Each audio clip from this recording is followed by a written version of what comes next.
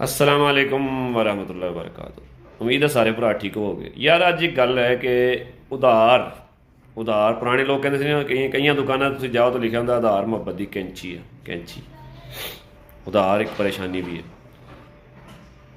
पता है क्यों? तुम किसी की परेशानी सुन के तुम उन्होंने उधार तो दे बैठते हो, लेकिन जो वापस लेना होंगे ना, लग पता जाता थोड़ा, वाकई थोड़ा पता लग जाता।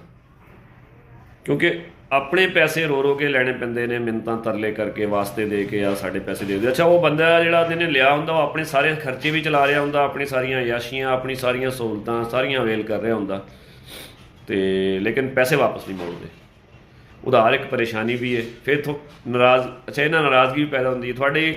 ਤੁਹਾਡਾ ਫੋਨ ਸੁਣਨਾ ਛੱਡ ਜਾਂਦੇ ਆ। ਤੁਸੀਂ ਕਿਸੇ ਨੂੰ ਕਾਲ ਕਰੋ, ਤੁਹਾਡਾ ਫੋਨ ਚੁੱਕਣਾ, ਅੱਛਾ ਤੁਹਾਨੂੰ ਫੋਨ ਕਰਨਾ ਛੱਡ ਜਾਂਦੇ ਨੇ। ਜਿਹਨੇ ਤੁਹਾਡੇ ਕੋਲ ਉਧਾਰ ਲੈ ਲਿਆ ਤਾਂ ਤੁਹਾਡਾ ਫੋਨ ਸੁਣਨਾ ਵੀ ਛੱਡ ਜਾਂਦੇ ਨੇ। है ना इतनी गल? तुसीं फोन करोगे फोन नहीं चुकणगे। वो खास कर किसी करीबी अजीज़ नाल, किसी करीबी अजीज़ नूं उधार देना, या तो शेर वर्गा जिगरा रखोगे उधार दे दो तो समझो मर गए, पैसे डुब गए, खूह खाते चले गए, जदों देगा लै लओगे। या तो इन्ना कि जिगरा होना चाहिए या फिर ना दिओ, क्योंकि इन्ना रिश्तेदारियां भी खराब होंदियां। तुसीं फोन करोगे तुहाडा फोन नहीं चुकणगे तो आखिर गल लड़ाई झगड़े से गालम गलोच पर आएगी, तो थोड़ी अगर रिश्तेदारी है तो रिश्तेदारी भी जाएगी। तो इदों बेहतर नहीं ना दो।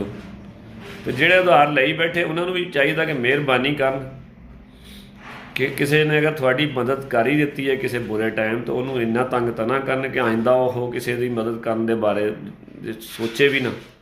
तो इसलिए खा कोई मेरा रिश्तेदार सुन रहा या कोई भी सुन रहा, कोई जनरल आम आदमी भी सुन रहा, अगर कोई किसी का आधार खाती बैठा ना, तो अल्लाह का वास्ता ही उन्होंने वापस दे दो। थोड़ी मेहरबानी ये एक है। अगर किसी को कोई किसी की कोई हैल्प कर दिंदा तो ये तरीका अगर है तो इनू राइज रहना चाहिए, इनू दिंदा रहना चाहिए।